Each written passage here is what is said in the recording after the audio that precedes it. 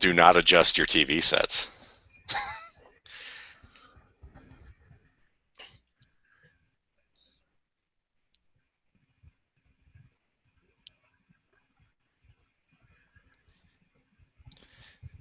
Just two guys about to enjoy a good time together in this fancy establishment that we call the RSP Film Room. Featuring one Shawn Oakman. Guaranteed. Baylor. Guaranteed. Not to disappoint. All right, folks, we've had enough of this. I'm Matt Waldman. I'm here with Ryan Riddle, once again, one of our, probably my most frequent guest at the RSP Film Room. And tonight we're going to watch Shawn Oakman at Baylor. Ryan, welcome to the show. If you will, tell us a little bit about Oakman and what you hope to see from this guy. Oh, hey, well, first of all, thanks for having me back. One of my favorite places to be, inside Matt Waldman's RSP. So Shawn Oakman, I guess, is the man with the prototypical defensive end body, muscles to die for, and I don't mean that in the sexual realm, but from a football standpoint, this guy is he can scare you getting off the bus.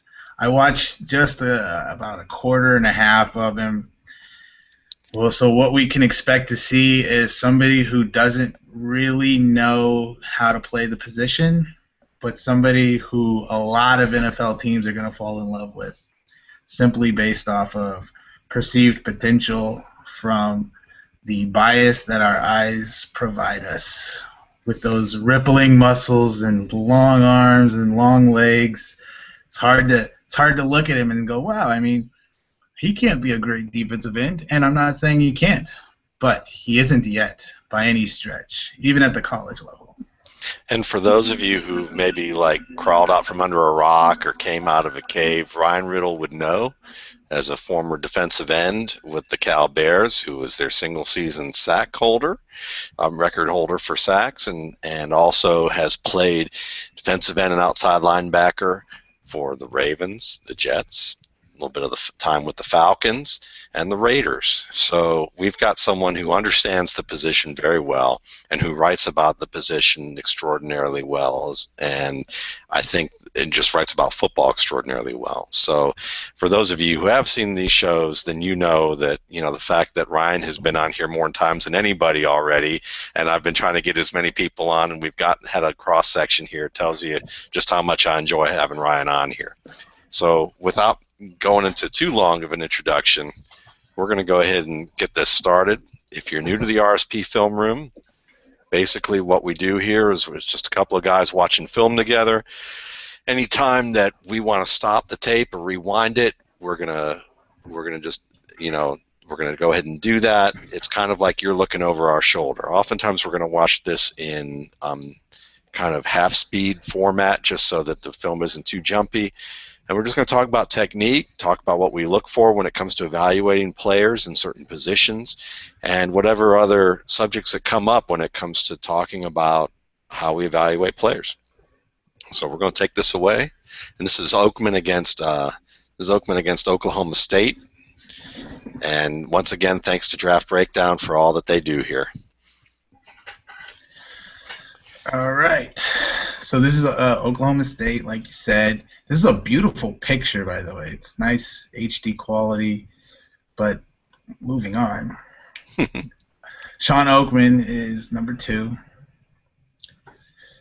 And let's give it one more shot here off this. So right off the bat, like I said early on in the introduction, look, you can just see how long his arms are, right? Yep. He's in his what looks like a quasi 4-point stance. He uses them by basically Frankensteining them a lot. What I mean by that is he grabs at the chest with both hands into the offensive lineman almost by default, more or less every single time that he is confronted by a blocker and doesn't have a designated assignment that tells him otherwise. He Frankenstein's into the offensive lineman. And in this particular play, he sheds pretty decently, but he's already been moved back a couple yards. He gave up a little bit too much ground. There wasn't much of a shake or a shimmy or a violence. You want to see a nice, strong, powerful violence. And this is something I underestimated when I scouted Chandler Jones for the New England Patriots when he was at Syracuse. I underestimated his violent hands, and that's one of the things that has allowed Chandler Jones to succeed to the level that he has, and it's really surpassed my expectations. But when you watch Shawn Oakman, everything sort of seems to be done either with a lack of functional strength. And functional strength is basically not necessarily how much he can bench, not necessarily what he does in a weight room or in an isolated circumstance, but when he's bent like this, leaned over, 1 foot forward, 1 foot backwards, moving in awkward positions, strength that comes in undefined zones and territories where your body is twisted and contorted in certain ways. How does your strength react in those moments? And when you watch just in these couple of plays that we're watching, and I know it's just such a small sample size at this particular moment, but he's doing a good job standing up the tight end. And tight ends are generally not great blockers. When you expect as a defensive end you're going to be physically dominating the tight end, which to some degree, relatively speaking, he does here. Nothing really horrible. Nothing horrible yet. I have just seen I've seen this tape, this particular quarter, and the next quarter. So I'm jumping ahead. Well, I will note this. I mean, one thing that you say is, you talk about that we haven't seen much tape, and it is a small sample size. But I do. The more we watch tape together, and the more we just watch tape in general, I am of the belief that I understand why a guy like Dave Wanstead or an experienced coach might say, I saw 2 plays from this guy, or I saw 10 minutes of this guy, or I saw 3 plays, and I knew I needed to offer this guy a scholarship. And people can say, right, well, that's hyperbole, but I don't think it is. I think that there are certain things that are going to catch your attention. You're going to watch more, most likely, to make sure that your eyes aren't wrong. But right off the bat, when you talk about this play, it looks like he's hitting some pillows here rather than he's actually knocking something back. And you think if that's the tight end and he's not able to, he jars him a little bit, but it's not as explosive as you would imagine. And then it's just kind of like the strength to kind of rip through here is evident. But the violence, like you talked about, you can see that with that particular play. There's a passiveness in that particular play where the run is right at him. He needs to set a strong edge, and he's playing it passively. He's shedding in a way that gives up ground, and that's not how we were ever, as a defensive end, taught to play a run. You don't play the run like that. You play the run driving that guy back, setting the edge by getting your hips down and just kind of, I would think, exploding into your punch a little bit more. Right. And it's funny that you mentioned active versus passive, because I think with every position that you watch, what you want to see is that active, aggressive disruption. Right. Yes, in every, whether it's catching the football that you want to attack it, to whether or not you're going to be the first to deliver a hit as a running back in the open field against someone coming downhill at you. There's a variety of things where just an active, aggressive demeanor is so important. And so, that play, he does a benign. It was a benign play for him. He shows that he can sort of stand his ground and keep a good distance with those long arms. See that long arm reach right there? That NFL teams are going to drool over that potential. And he does have strength. He can't have all that muscle and not have strength, but his core and functional strength mostly comes from your core. and he might be overly long in the torso, believe it or not. And this is beneficial in some ways for a defensive end, but it's also a detriment in other ways. And I'll explain that later, but I just want to sort of put that little seed out there, that the longer your core gets, in some degree, you're giving up functional strength, but you're gaining length. It's interesting because I think about Javon Curse in terms of size. Long core, long torso. Yeah.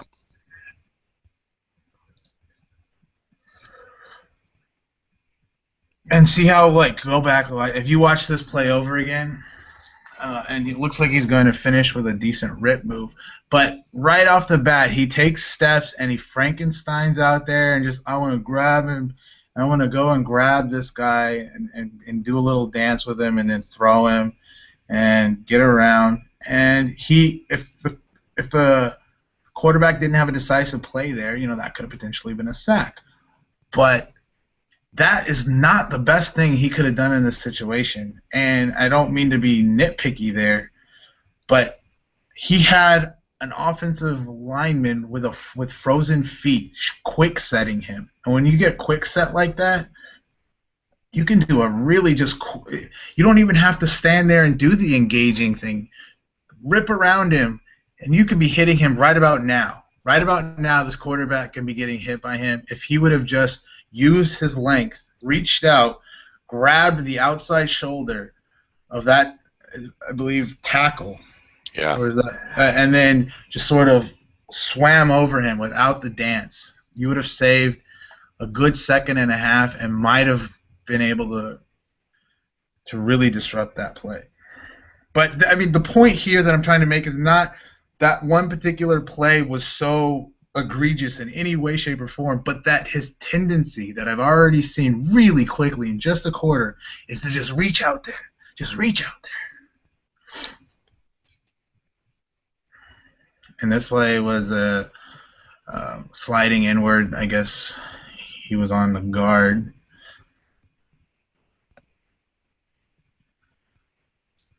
What do you think of his length, Matt? Like, just by looking at him right here, how long everything is. Like, that's kind of what you want, right, in a defensive end? It does seem that way. I mean, I think of the old Dallas Cowboys and think of Too Tall Jones and, the type of career that he had. And you look at Javon Curse, who I'm going to ask you about a little bit later here, because both of those guys seem to be fairly tall, lanky fellows with at least in Too Tall Jones' case, he had the muscle. But with Curse, he was more of a thin guy in comparison, who had some success very early on in his career. But I wonder what kind of happened there afterwards. Okay, yeah. And there was active hands, a pretty good get-off, a good bend in the hips to wrap that corner. He's swatting around. I mean, it's a little flaily, but you know what? That is something that you'll take all day versus a guy who just goes in and grabs. But I like that he's flailing. I like it. Yeah, I'm wondering why he didn't come with the rip, like right here. Maybe he just missed because the defenders or the tackle's inside arm is already back, and we don't see the rip that he was trying to do. But then you see back there. Yeah, look, see that allowed the tackle to catch up to him, shut him down, and then.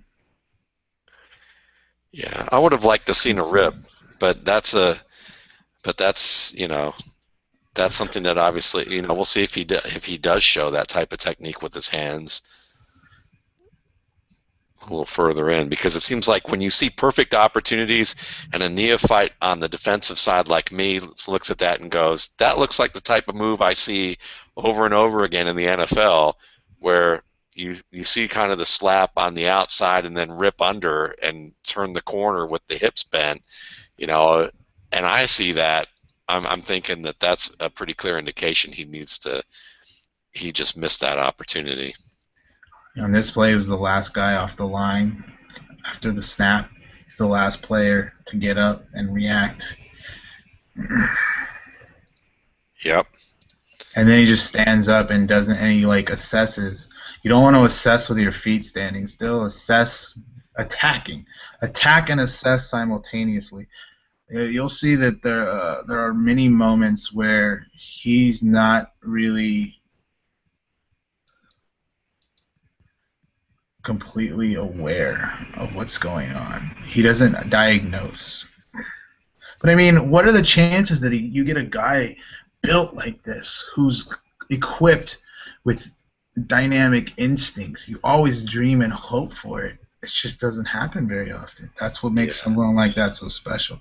And here he gets washed down. Obviously, his job was to attack inside. But when you feel that guy pushing you in down, you got to be able to fight against that, give some pushback. And a guy with his strength, I'm telling you, I was half of this guy's size, and I could have stopped this blocker from pushing me down as far as he did. One, you have to be able to feel it quick, and two, you have to get low and just sort of like use leverage. And leverage in the position that he has, like a wide base and low and pushing into it, he could have helped close that running lane a little bit more. But none of this is severe. None of this is like would say, oh my God, this guy isn't a second round draft pick. Nothing is saying he can't be a good second round draft pick yet. Why not?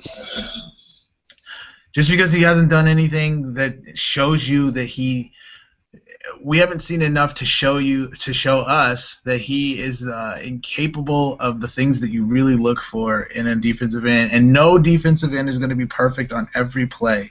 No defensive end is going to do everything right all the time. And you got to leave room for error, mistakes, and see. But once a pattern starts to develop here, look at where is he on this play? He washes down and then he falls, and doesn't even really make much of an effort to.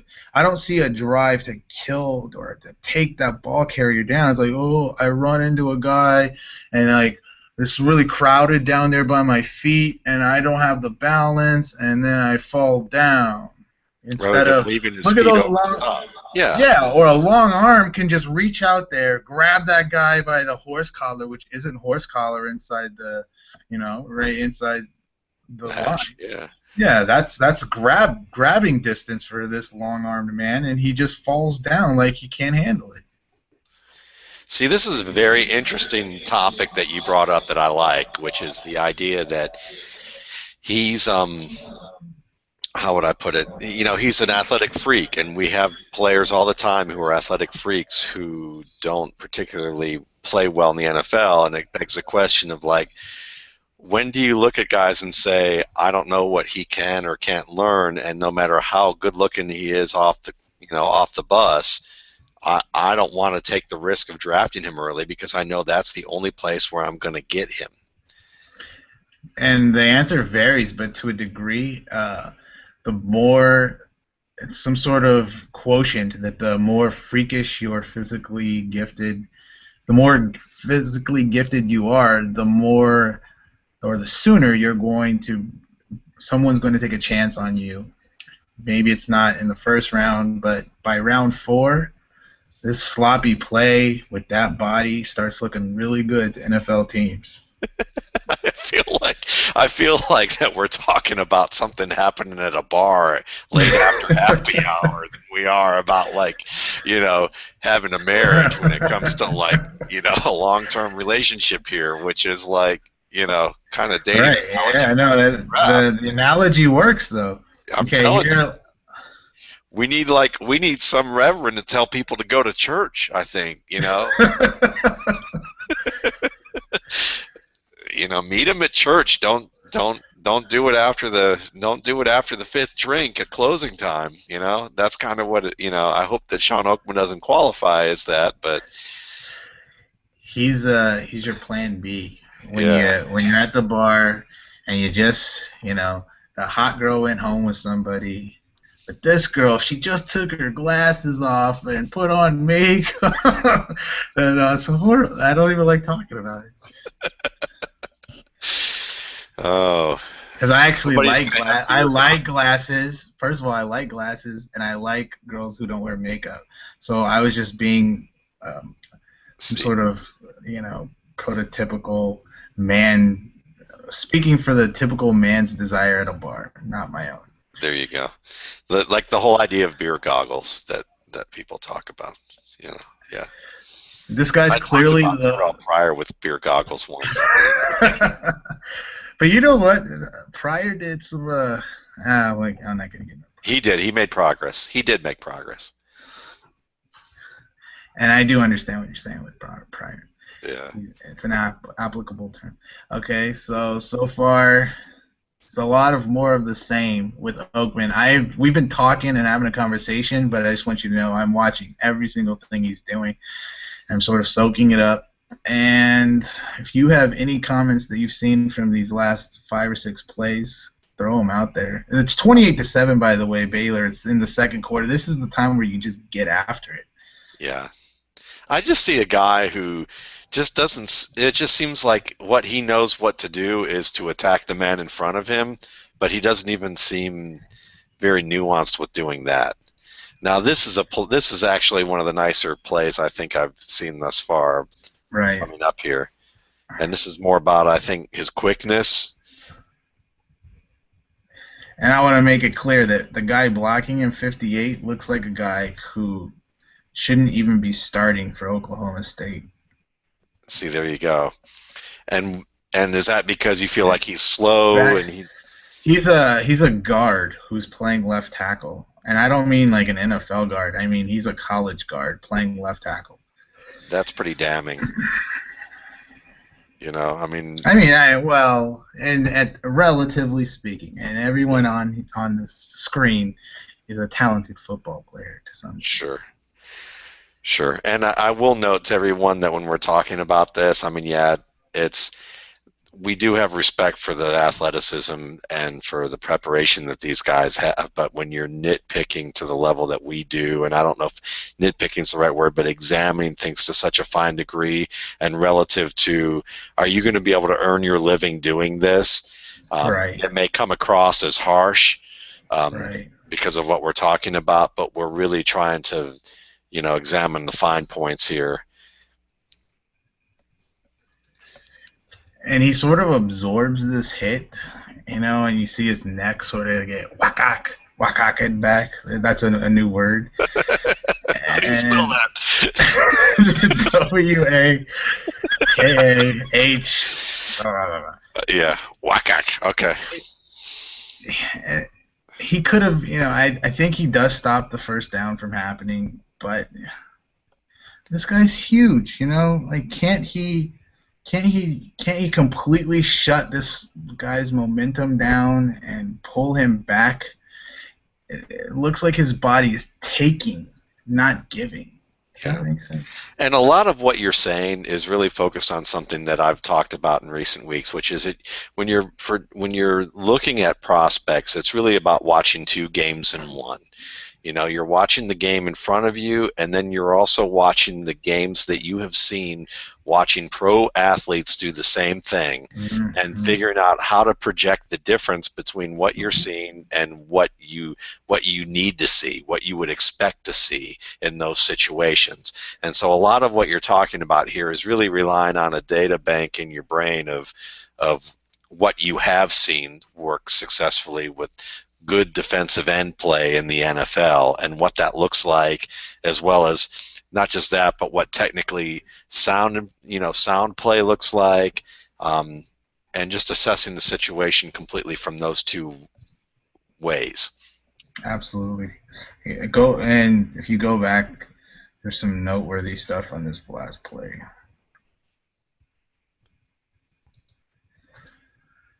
So it's a read option, obviously, and it looks like Oakman's assignment was to attack the B gap, and there was going to be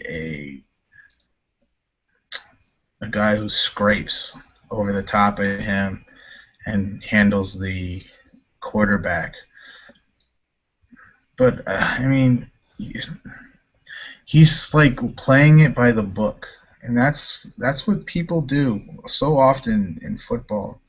But that's not what a playmaker is. A playmaker is not a guy who says, I have to get B gap.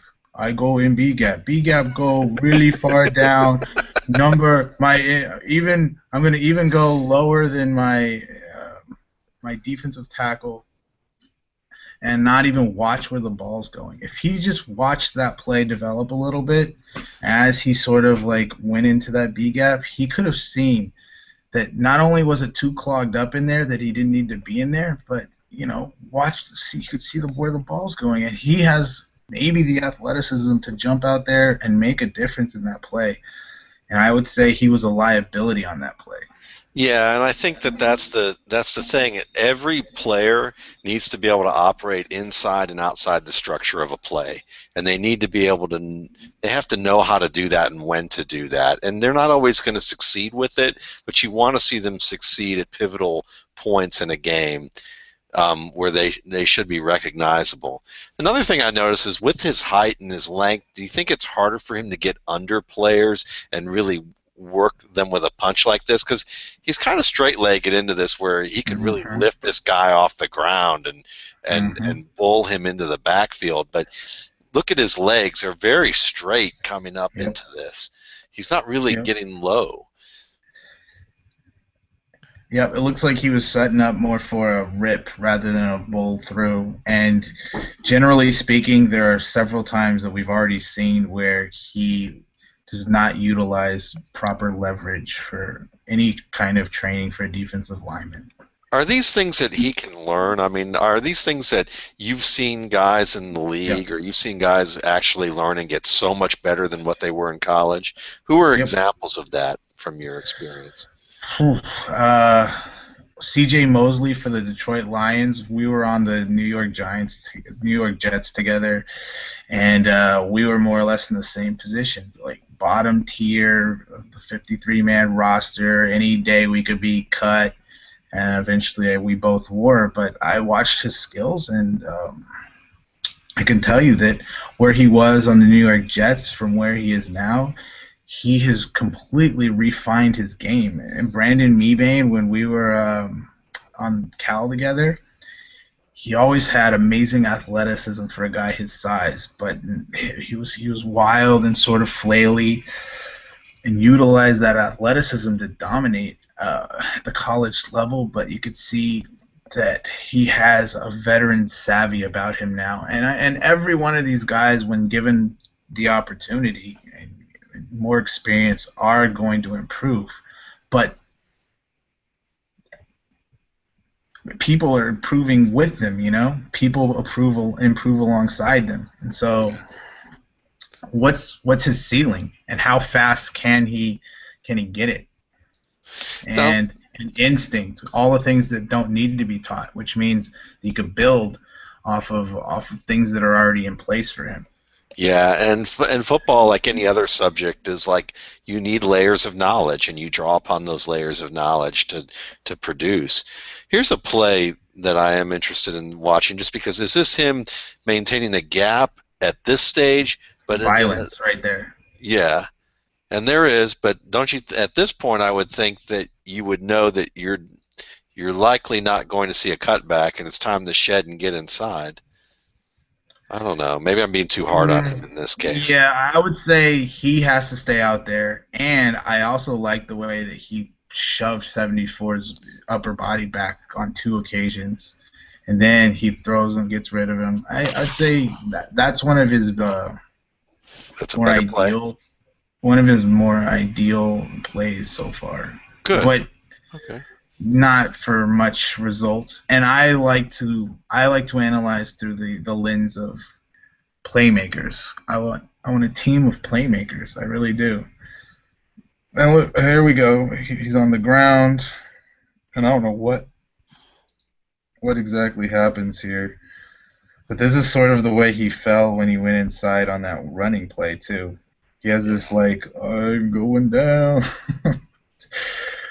It just looks like there's a little bit of a wrap there and a tackle, but still, Wait, by who? 74. Look at 74 with the single leg takedown here. No. No, you don't think he's wrapping that leg? Maybe I don't see that right. I don't see that. I'm trying to make excuses for Oakman. Okay. I'm his manager, Freddie Blassie. That's what's going on here. All right. It's like he's so tall that it just takes him so long to fall down. It's funny to watch. Yeah. And there's an example of, even though he's strong, which helps him, he has bad leverage, and eventually he gets shoved and shoved and shoved. He's too high, and 74 loses at first, but then boom, boom, boom, boom, boom, works him down, works him down. Yeah. And I mean, he's also, Oakman's trying to work to the ball, but he's getting pushed back at the same time. So what are some things that you look at in terms of like goal line? Is there anything different that you're looking at in red zone for a defender at the line of scrimmage? Okay, so this would be really, it's not close enough for real true goal line mentality where you're almost in that 4-point stance and you're just a missile jolting out shoulder pad to shoulder pad like a rugby scrum.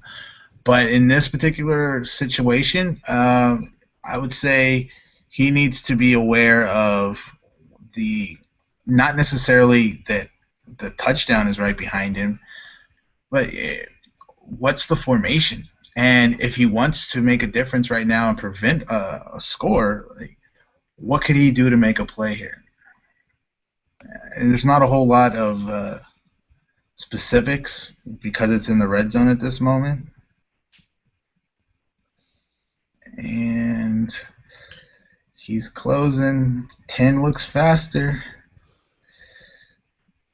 And he chases him down.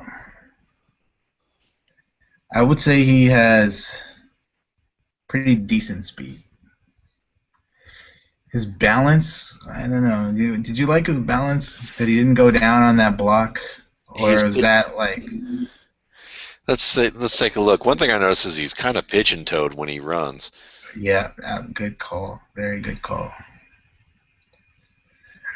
That's not bad. I did like that. He does kind of do a little touch drill there to stay upright, so you like that. But I kind of wonder if, does it matter the fact that he runs pigeon-toed like that? I mean, is that something that you look at and go, he kind of looks like Charlie Chaplin on this run, actually. Right. I noticed that also. I have a great call there. Is it bad? I mean, I don't know. I mean, I don't see. I guess the way I look at it is this: if he can stay upright and he can accelerate, then I guess it wouldn't matter, But it is interesting. I don't think I've noticed a player. Maybe it's because his feet are so large that or that the shoes are pointed so they look like little landing strips. I don't know. I think a lot of the awkwardness that we're seeing about him is related to this thing with his feet, honestly. And yeah. I've seen players like this. I've seen that kind of movement. I've just never seen it at the collegiate level in scouting. But it's more like junior college, high school. But he's got such NFL, such an NFL physique. Pigeon-toed. It's like the more I see it now, it's like screaming at me. And it's kind of like watching.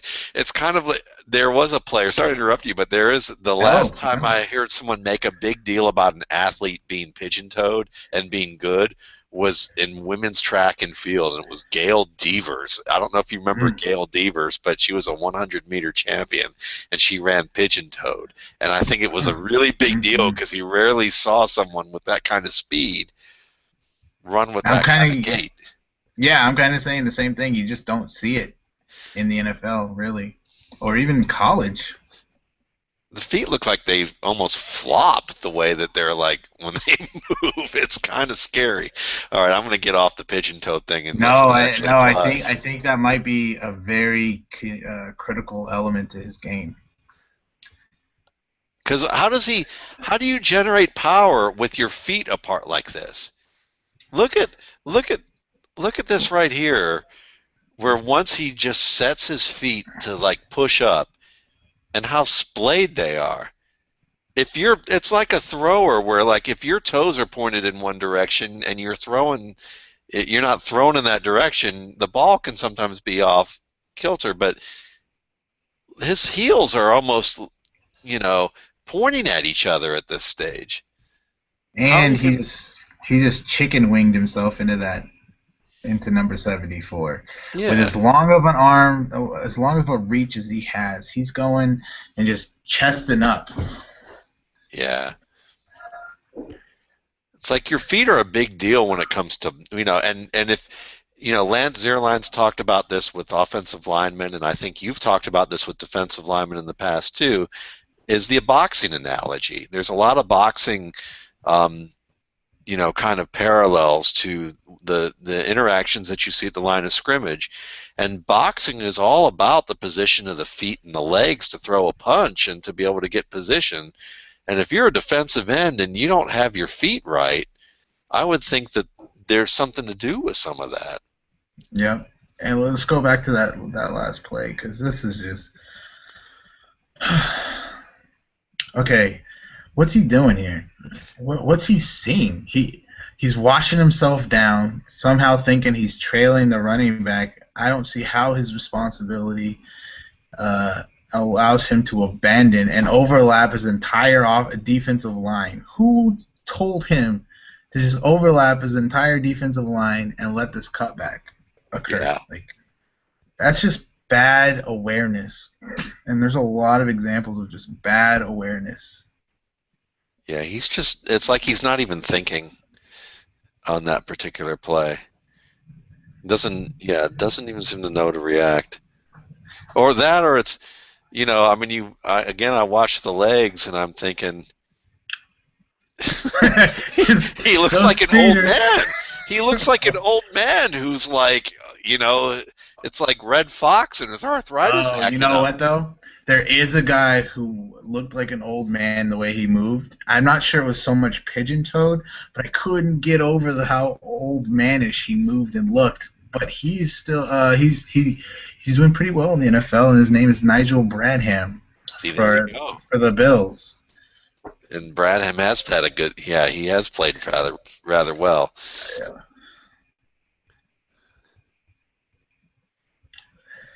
All right, let's see what he can do here. He keeps getting short set, and there you go. You want to do more like that. Is a really rounded off, and yeah. Oh, finished play. For the can't love of anticipate. God. This happened because he cannot anticipate. Yeah. Everyone who knows how to sack a quarterback can feel that this quarterback is going to have a reaction similar to what the quarterback did, especially if he's not stepping up. Expect the step up. If he's not stepping up, expect something like that, a dip and a twist, and be under control. Be ready. See, that's why even an unblocked man coming in for a sack, it's still a good play. It's a good play to get a quarterback down. It's not always as easy as it seems. And he just doesn't anticipate. He couldn't anticipate what the physiology of what that quarterback was going to do. And is there anything to be said about going too high, aiming too high at this age, at this point? Because it's like he's aiming so high that the quarterback just ducks under it, and now it's like now I'm wrapping the shoulders rather than wrapping the below the arms. Now it's above the arms, and he's having to desperately grab for the leg.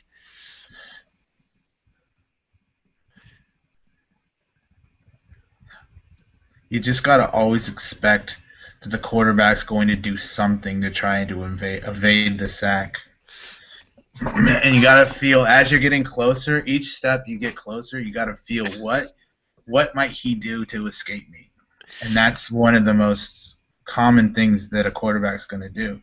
Or he spins out, outside. Have you ever gone scuba diving, Ryan? Snorkeling. Okay. Have you ever tried to run in those flippers?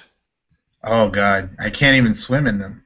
Yeah, well, I feel like he's running on flippers right here. Oh man. I mean, I know I'm being kind of mean, but it's like No, no, no. I totally know what you mean. it's That's just why I said that. you just watch this play as he turns this corner, and it's just like right there. I'm like, well, okay, now we're okay. Where's he going with this? And you're right. It does kind of look like I feel bad, but it's like that. That's what I see. Is like I'm waiting for him to have the snorkel, See, coming out of his helmet. nobody's gonna take us seriously anymore. It's over. I know, I know, I know. We're That's just okay. Most of the people who watch me don't take me seriously anyway, so it's okay. uh, A little grain of salt with me here, so it's all you're right. you're actually absolutely right. It's funny because it's true.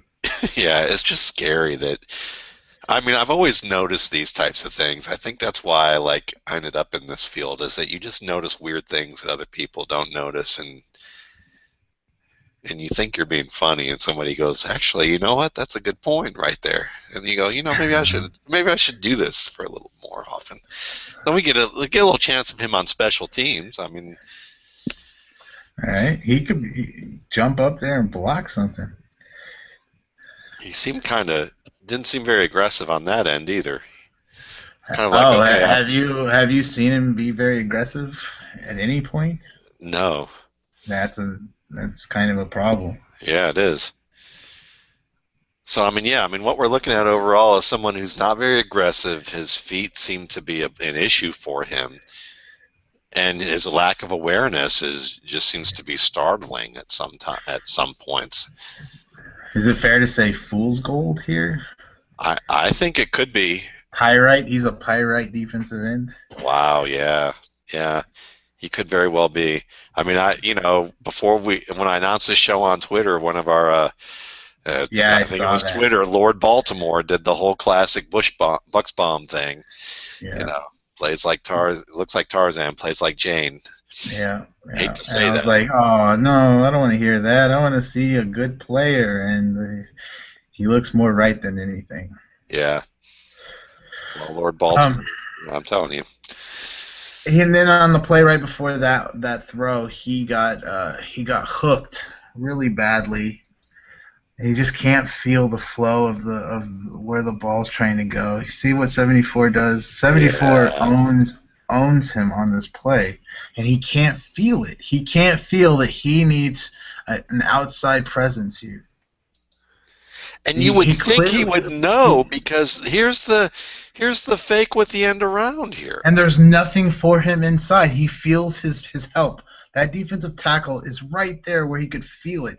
And the defensive tackle is in a better position to make this play than Oakman is simply because he lacks awareness, he can't anticipate, he has no technique, which is the most coachable thing, but it's just the part where he's supposed to be playing football. Even if you don't give anyone any technique abilities and you just say, go out there and make stuff happen, he can't do that. He can't do that at all. Yeah, and it's interesting because I would think, if I'm, and again, this is a big stretch, I know, but if I'm a 6'7", 270-pound ball of muscle, who's Yeah, got a but full. you're 6'7", 270, and you're wearing scuba flippers. That's So you right. gotta add that. That again, yeah. Even so, if I'm like the young Frankenstein version of Steve Zissou in The Aquatic Life, I would think that at this stage, I would look at my guy on my left and know he has a little more awareness than me. And if Mm-hmm. he's crossing the face of the guard to the outside, Mm-hmm. maybe I should be going outside too, But it's interesting that he almost just is at a standstill at this point. And then because he takes one step forward here, I guess he sees the ball at this point. But once you see the guy crossing your face in front of you, you're too late. I don't want to. This has, by the way, I gotta say this, and it has nothing to do with me, but just to put this into context, what just happened to him here, what is happening to him here, Yeah.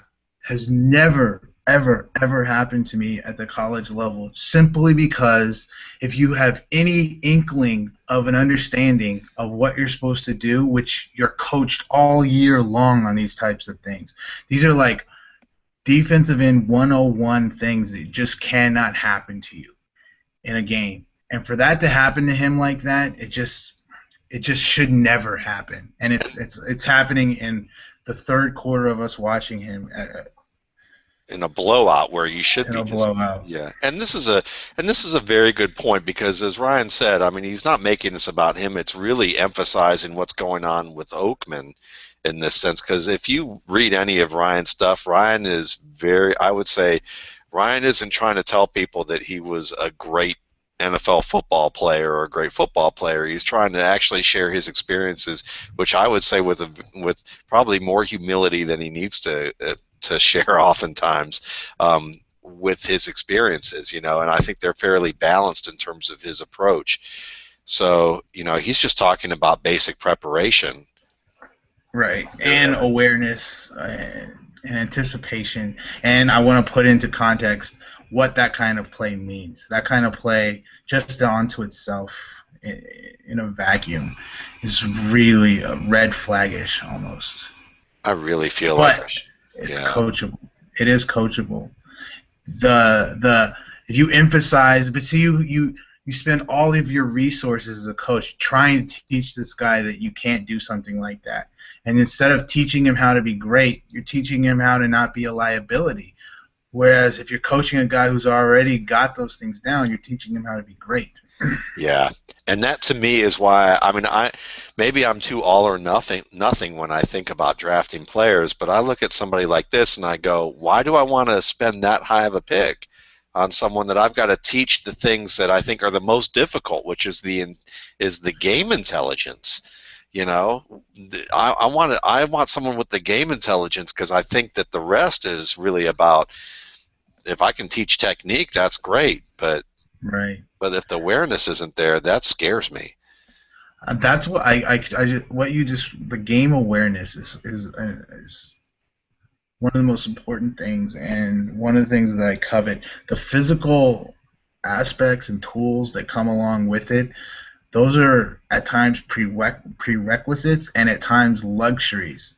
Yeah. But you really want the bulk of your analysis of the prospect has to come on those other things, because everything else is, it's how hard is it to find a guy who's got muscle, who's strong, who could bench 385 pounds, and he's 6'4", 250. In this day and age, that's a commodity, right? Right. So what you want are the things that are inside of his brain, what's in that helmet, and you have to find and assess what's in his helmet through the way he plays the game. And so that's what we're doing here. Yeah, I call it the it factor, and I call it integrated technique, which to me is you're able to integrate all your techniques with processing what's happening in the game, and you know when to integrate them and when to do something that may be outside the book, Mm-hmm.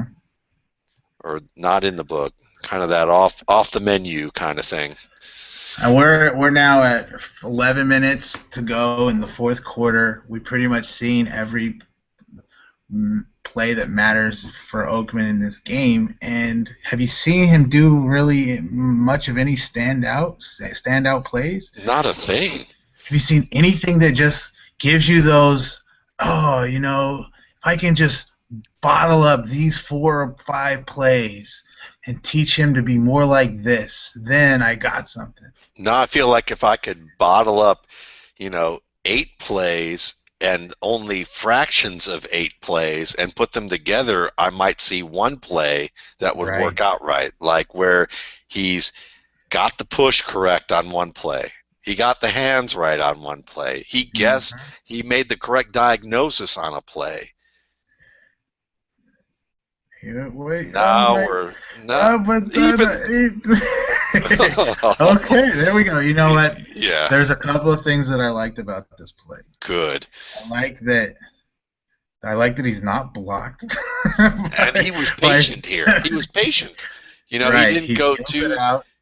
He didn't try to Frankenstein this fullback. He goes around him because he feels where the quarterback is. And then he uses that length to actually make the sack. He could hit that fullback or he can go around him. Based on where the quarterback is, he made the right choice. Then those long arms come into play. He's got a good bend here. And a swipe down even. And then finishes him. Yeah. Yeah. Just missed the ball. And then look, you could see there was a point there. It froze at a point where those feet were extremely pigeon. Wait, what is it? Pigeon-toed, yeah, or scuba, look, scuba flippers. Let's take a look at it again here. I know you're never gonna be able to watch this guy again without imagining. Look at his ankle. You're so right. Oh my gosh, that was a really good call on the feet. It's just crazy. That helps him turn a corner though. He turns a good corner because of that.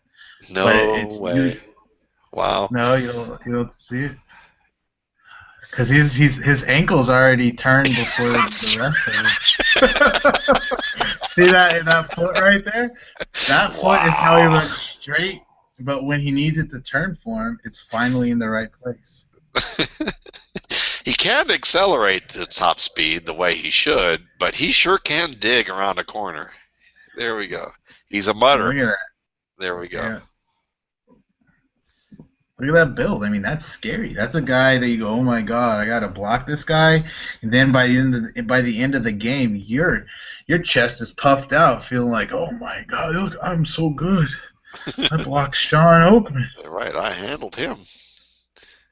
I will say this: if this doesn't work out for him, he definitely has a career in professional wrestling, at least as a tryout. Though those guys are tough. So I can see it. He definitely has that imposing thing going on there. Okay, here he is at the top. And those arms, he doesn't know what to do. Now he's dancing.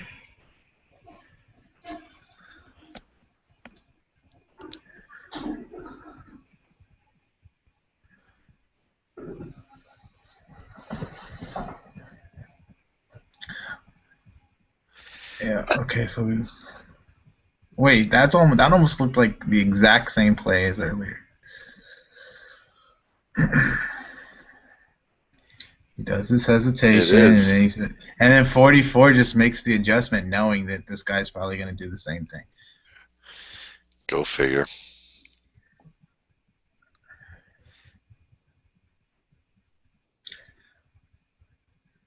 Hands out. Ball running right at him. They've been running at him all day, by the way, and he hasn't made any tackles really on plays where they're just attacking right at him with the running game.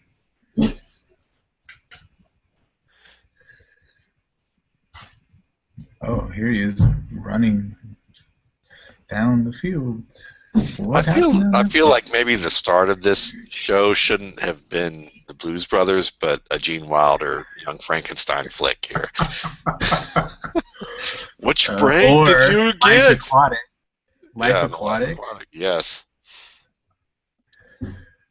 Well, if you ask Sigmund Bloom and see me with my crazy beard and my hats, I've already seen on Twitter that we start every show with the Life Aquatic. So. Oh. Yeah, but that's what I'm hearing. Rumor has it.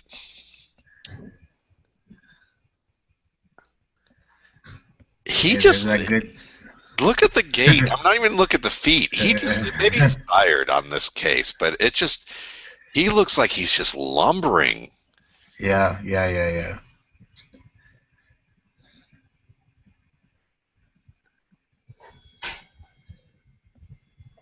And that's where someone with a really good motor comes in.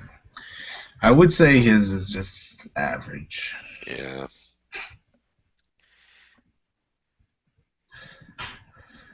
Yeah, so that was some tape of Shawn Oakman. Yeah. Then for Baylor, and a guy that I'm seeing in many. I looked at ESPN's prospect list, and I think he's in the top 50. He's a top 50 guy in that thing. That's a concern. I mean, I look at this and it just seems to me that there are so many issues, and when it comes to mental issues, he just doesn't seem to have, like you said, the football awareness isn't there. So, I think we can both agree that he's overrated for the top 50. But certainly, as the examples you brought up with me, Bain and Nigel Bradham, and with C.J. Mosley, that there is hope for this guy, and especially as an athlete, that there's a lot to be interested in if you feel like he can be taught some of the skills that you're looking for. But I would think that means as a GM or a scout, you would want to interview this guy. You'd want to interview the coaching staff, and you would probably want to have. I would probably interview with the coaching staff with a grain of salt, because they're probably going to tell me this guy is great and he does a lot of good things and this, that, and the other. But if I get the kind of standard line of answers when it comes to how well he learns, and what his effort's like in practice and how he takes lessons, unless they say to me, look, this guy didn't even know how to line up in a 4-point stance or a 3-point stance when he got here. He didn't know anything. He was the equivalent of somebody who didn't even know the language when he got here. And he's made a lot of progress thus far. Then I might have reason to be intrigued. But if they're telling me, oh yeah, he's a hard worker, he's very smart when it comes to football, and he's a great student of the game, I'd be like, okay, well, let me cut this question in short, because I'm not getting anything worthwhile here. I need to interview this guy myself somewhere and put him through some exercises here to see if he's someone that actually has that potential. Absolutely. I think he's the only thing that prevents me from writing him off too quickly is because I did that with Chandler Jones. To a degree, I did that with Ziggy Ansah, and there's a chance that he can put enough together, and he can use some of that length, and he can use whatever strength that he has, and there's little glimpses of strength. But if somebody can get him to do just enough of the right things, then good plays will just fall in his lap, and if he's decently prepared for it and ready, he might be the beneficiary of that, and he's a guy who can maybe be a starter and generate 4 to 8 sacks a season as a defensive end. Where do you justify taking him? Like, how would you justify taking him in the second round, or the second, or even the third round? What are some things that you would want to see from him to say, I'm going to take him that early? The second round, I would need to see definitely a guy who can follow the ball, trail the ball better, keep an eye on where that ball is.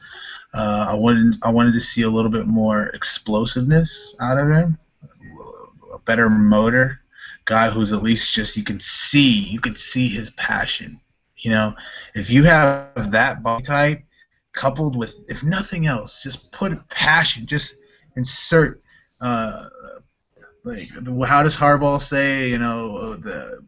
What's the famous Harbaugh phrase where anyways, I forget how good. You know what I'm talking about? I do, but I don't remember either. But okay, if you could put that inside that body, you got a second round draft pick easy. And if you go another step and put instinct and awareness to go with some degree of that passion and that body, then you have a hell of a player, a guy that is a difference maker, a game changer, a franchise guy, and maybe even one of the best to play the position when he hits his prime. I don't think he's going to be one of those guys at all. I'm pretty confident he's not going to be one of those guys. But you know what?